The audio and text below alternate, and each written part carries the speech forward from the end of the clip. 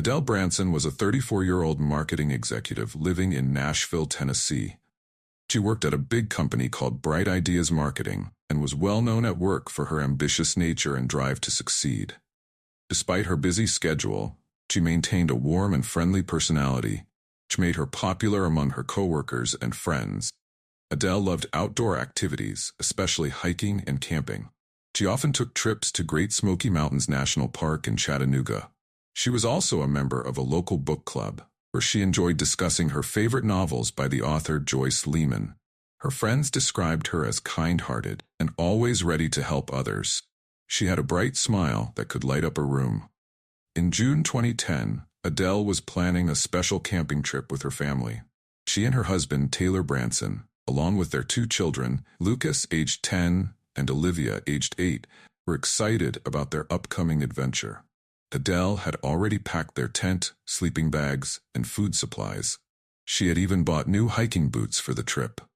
The children were looking forward to roasting marshmallows and telling stories around the campfire. At work, Adele was expecting a big promotion. Her boss had hinted that she might become the new head of the marketing department. This promotion was a dream come true for Adele, who had worked hard for many years. She was excited about the future and looking forward to the new challenges it would bring. Adele was very close to her family. Her parents lived nearby in Franklin, Tennessee, and often visited to spend time with their grandchildren. Her sister, Melissa Fawcett, lived in Knoxville, but they kept in touch regularly through phone calls and emails. Adele cherished these relationships and made sure to stay connected with her loved ones. In the days before her death, Adele was full of life and excitement. She was looking forward to the camping trip and the possibility of a promotion at work. Her friends and family remember her as a loving and caring person who always put others first. On the morning of June 14, 2010, Taylor Branson woke up early to get ready for work. It was around 7 a.m., and the sun was shining brightly. Taylor noticed that his wife Adele was not in bed. Thinking she might be in the kitchen, he went downstairs. To his horror, he found Adele's lifeless body in the living room. Adele had been beaten to death with a blunt object, later identified as a hairbrush. Her face was bruised, and there were clear signs of a struggle. Taylor immediately called 911, his voice shaking as he tried to explain what he had found. He was in shock, unable to believe that his loving wife was gone. The 911 operator, calmly taking down details, dispatched police and emergency services to the Branson home. Taylor sat by Adele's body, tears streaming down his face as he waited for help to arrive. He felt a mix of grief, confusion, and disbelief. Emergency responders arrived within minutes. Paramedics confirmed that Adele was dead, and police officers quickly secured the area. Taylor was visibly shaken and struggled to answer questions. He kept repeating how much he loved Adele and how he couldn't understand who would want to hurt her. The detectives noted his distress, but also kept in mind that, in such cases, the spouse is often a person of interest. Outside, neighbors started to gather, curious about the police presence. The news quickly spread through the community. Local TV stations such as WKRN News 2 began reporting on the incident, mentioning Adele's name and describing her as a well-liked member of the community. By late morning, the house was a hub of activity. As the day went on, the reality of Adele's death began to sink in for her friends and family. Calls and messages poured in, expressing shock and sorrow. The news of her death left everyone who knew her in a state of disbelief, trying to come to terms with the tragic loss of a beloved wife, mother, and friend. The Nashville Police Department responded quickly to the 911 call on June 14, 2010. Within minutes, officers and emergency responders arrived at the Branson home. Detective Laura Swift and her partner, Detective David Collins, led the investigation. Detective Swift, known for her sharp eye and dedication, and Detective Collins, famous for his thorough and careful work, immediately took charge. Crime scene was a disturbing sight. Adele Branson lay on the living room floor, clearly beaten to death with a hairbrush found nearby. Blood was spattered on the carpet, and furniture was knocked over, showing signs of a violent struggle. The scene was otherwise clean, suggesting that the attacker might have tried to cover their tracks. The detectives began by securing the area to ensure no one could disturb the evidence. They carefully documented everything, taking photographs and making detailed notes. Forensic experts arrived shortly after to collect physical evidence. They dusted for fingerprints on the hairbrush, furniture, and door handle. They also took samples of blood and other potential DNA evidence from the scene. Detective Swift spoke with Adele Branson, who was visibly shaken and in tears. She asked him about the events leading up to the discovery of Adele's body. Taylor explained that he had woken up early to get ready for work, found Adele in the living room. He had no idea who could have done this to her. While Swift interviewed Taylor, Detective Collins examined the rest of the house. He looked for any signs of forced entry but found none. This suggested that Adele might have known her attacker and let them in. Collins also noted the absence of defensive wounds on Adele's hands, which indicated that she was caught off guard. Neighbors began to gather outside, watching the police activity. Some were interviewed by the detectives, but no one reported seeing anything unusual that morning. The community was shocked and scared, as Adele was well-liked, and her death was a terrible blow to everyone who knew her.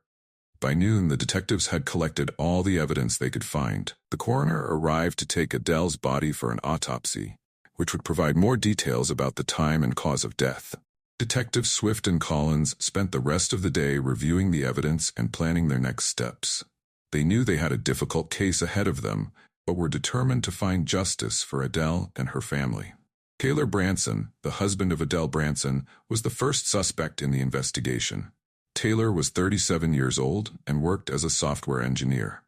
He was known to be intelligent, also quite introverted, often spending more time with his computer than with people. Taylor was a devoted husband, but in recent months he had become distant and stressed, something that his friends had noticed. The police brought Taylor in for questioning at the Nashville Police Department on June 15th. Detective Laura Swift and Detective David Collins led the interrogation. Taylor appeared exhausted and heartbroken. His eyes were red from crying, and he seemed genuinely distraught over Adele's death. Detective Swift started by asking Taylor about his relationship with Adele. Taylor explained that they had been married for 12 years and had 2 children, Lucas, aged 10, and Olivia, aged 8. He admitted that their marriage had been strained lately due to financial pressures and long working hours, but insisted that they had always loved each other deeply. When asked about the night of Adele's death, Taylor stated that he had been working late on a state government contract for his job at a well-known tech company, TechWave Solutions. He said he went to bed around midnight and didn't wake up until the next morning when he found Adele's body. His alibi was weak, since he had been home alone during the time of the murder. Detective Collins asked Taylor about his relationship with Melissa Fawcett, Adele's sister, and whether there was any tension between them. Taylor admitted that Melissa had expressed concern about his distance from the family, but he insisted there were no serious conflicts. He became visibly uncomfortable and kept fidgeting during this part of the questioning. The detectives noted Taylor's stress and anxiety, but also his apparent grief. They asked him about any recent arguments with Adele. Taylor mentioned that they had fought about his long working hours and the toll it was taking on their family life, but nothing that would explain such a horrific act of violence. Despite his emotional state, Taylor cooperated fully with the police. He provided access to his phone and computer for further investigation. Detectives Swift and Collins were cautious, but still considered him a suspect. They needed more evidence to either confirm his involvement or clear him of suspicion. As the questioning concluded, Taylor was allowed to go home but was instructed not to leave town. The detectives continued to gather information, knowing they had to explore all possible angles in the case to find the truth about who killed Adele Branson. The second suspect in the investigation was Jenna Winfrey, a 32-year-old yoga instructor. Jenna was outgoing and charismatic, known for her sociable nature. She taught yoga at a popular studio in downtown Nashville called Zen Flow Yoga. Many people in the community admired her free-spirited attitude and ability to connect with others. Jenna had developed a close relationship with Taylor over the years, but there were whispers of tension. Detectives Laura Swift and David Collins brought Jenna in for questioning on June 16th. Jenna arrived wearing casual yoga attire, looking calm and composed. Detective Swift began by asking Jenna about her relationship with Taylor. Jenna openly admitted that she had always been close to Taylor and Adele, but denied any inappropriate involvement with Taylor. She said she believed Taylor had been struggling with stress and family life. When questioned about the night of Adele's death, Jenna claimed she was at home with her husband, Alexander Winfrey, watching a movie. However, Detective Collins pointed out that there were no witnesses to confirm her alibi, making it weak. Jenna then talked about her concerns for Adele and Taylor's marriage. She admitted that Adele had confided in her about their marital problems, but insisted that these issues were not serious enough to lead to violence. The detectives noticed that, while Jenna was cooperative, she seemed to be hiding something. Her calm demeanor contrasted sharply with the seriousness of the situation. They pressed her about her relationship with Taylor and whether it could have caused any tensions between her and Adele. Jenna maintained her innocence. During the interrogation, Jenna's phone records were examined. They revealed multiple calls and messages to Taylor, including some sent on the night of the murder. This evidence raised further suspicion, as it showed Jenna's intense involvement in Taylor's life. Despite her cooperation, Jenna's weak alibi and her close relationship with Taylor made her a strong suspect. The detectives knew they needed more concrete evidence to either implicate or exonerate her. They continued to investigate her background, looking for any clues that could link her to Adele's murder. On June 18, 2010, 4 days after Adele Branson's tragic death, new evidence emerged that gave the investigation a crucial breakthrough. That morning, it was cloudy and cool in Nashville.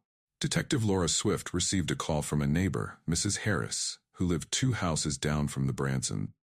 Mrs. Harris mentioned she had found something unusual while walking her dog in a nearby park called Elm Park. Mrs. Harris had noticed a discarded bag under a bush near a picnic area. Inside the bag, she found a pair of bloody gloves and a smartphone. She immediately called the police, and Detectives Swift and Collins arrived at the scene within 30 minutes. They carefully collected the bag and its contents, placing them in evidence bags to avoid contamination. Back at the Nashville Police Department, the detectives examined the new evidence. The bloody gloves were sent to the crime lab for DNA analysis, and the smartphone, which was locked, was taken to the tech department to be unlocked and analyzed. Detective Collins noted the phone was a newer model, an iPhone 4, which had just been released a few weeks earlier. Later that afternoon, the crime lab called with the DNA results. The blood on the gloves matched Adele Branson, but there was also another DNA profile on the inside of the gloves. The profile did not match Taylor Branson, which was a significant finding. The tech department also managed to unlock the smartphone. It was registered to Jenna Winfrey, the yoga instructor and second suspect. The detectives found numerous messages and call logs between Jenna and Taylor, including some from the night of the murder. Additionally, there were messages that showed Jenna's increasing frustration and jealousy toward Adele. Detectives Swift and Collins were surprised by this new evidence. The messages revealed that Jenna had been trying to manipulate Taylor, and her obsession with him had grown over time. They now had a stronger case against Jenna, as the gloves and the smartphone linked her more directly to the crime. The detectives planned their next steps carefully. They knew they needed to bring Jenna back in for questioning with this new evidence. The case was starting to come together, but they still needed to ensure all details were thoroughly investigated. On June 20, 2010, the Nashville Police Department made a breakthrough in the Adele Branson case. After carefully examining all the evidence, they identified Jenna Winfrey as the prime suspect. Jenna, a 32-year-old yoga instructor, had developed an unhealthy obsession with Taylor Branson, Adele's husband. Jenna believed that if Adele were out of the picture, Taylor would be with her. The detectives pieced together how Jenna went about killing Adele. On the night of June 13, 2010, Jenna had gone to the Branson home.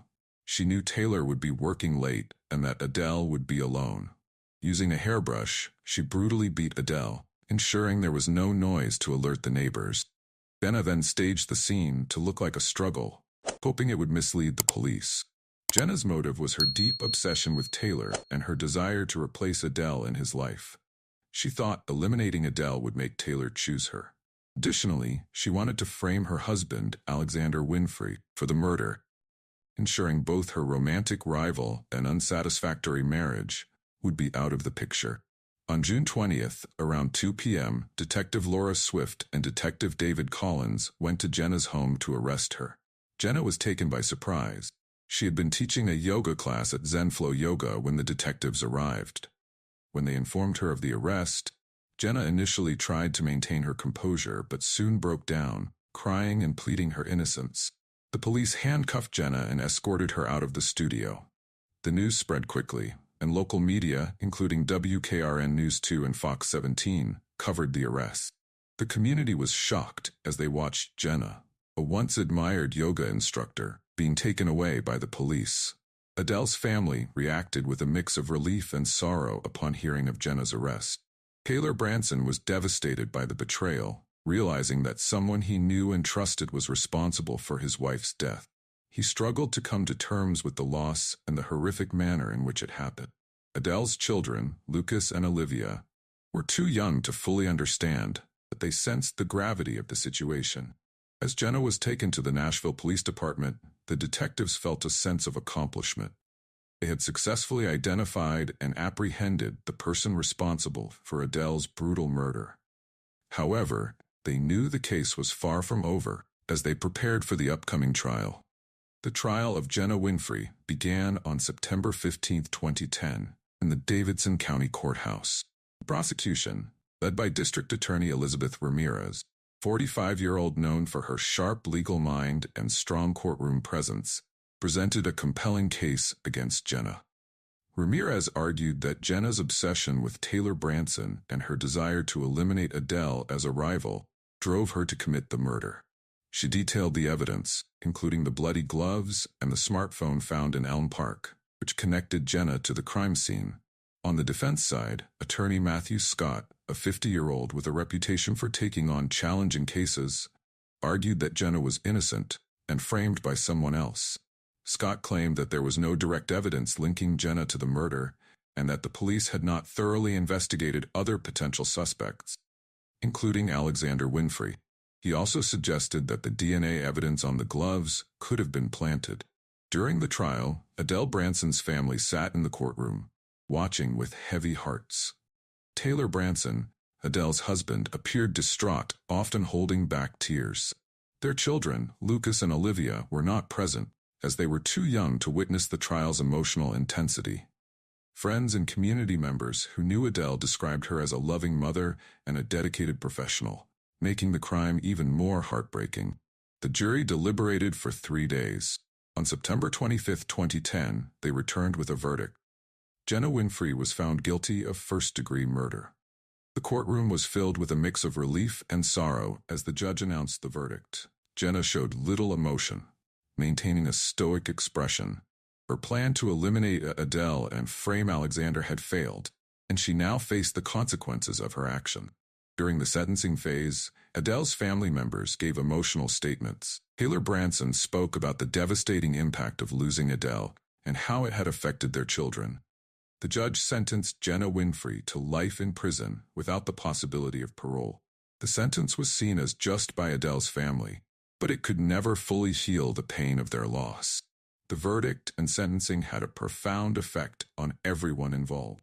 Adele's family felt a sense of closure, knowing that justice had been served. Community, shocked by the crime, began to heal, but the memory of Adele's tragic death lingered.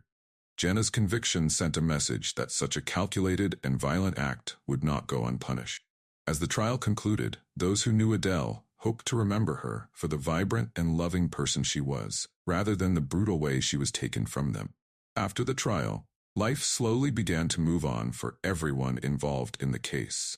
Adele Branson, now a single father, focused on caring for his children, Lucas and Olivia. He decided to move out of their Nashville home, seeking a fresh start. They relocated to a smaller town nearby, where they could begin healing away from the painful memories. Taylor took a leave of absence from his job at TechWave Solutions to spend more time with his children.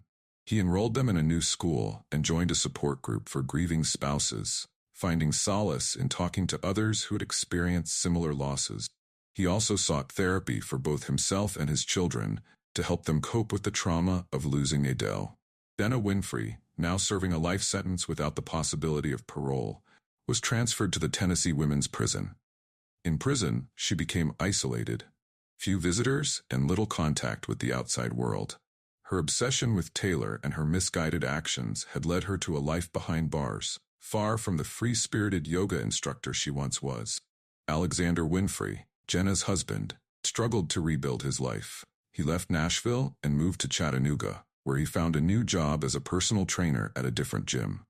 He sought counseling to deal with his feelings of betrayal and confusion.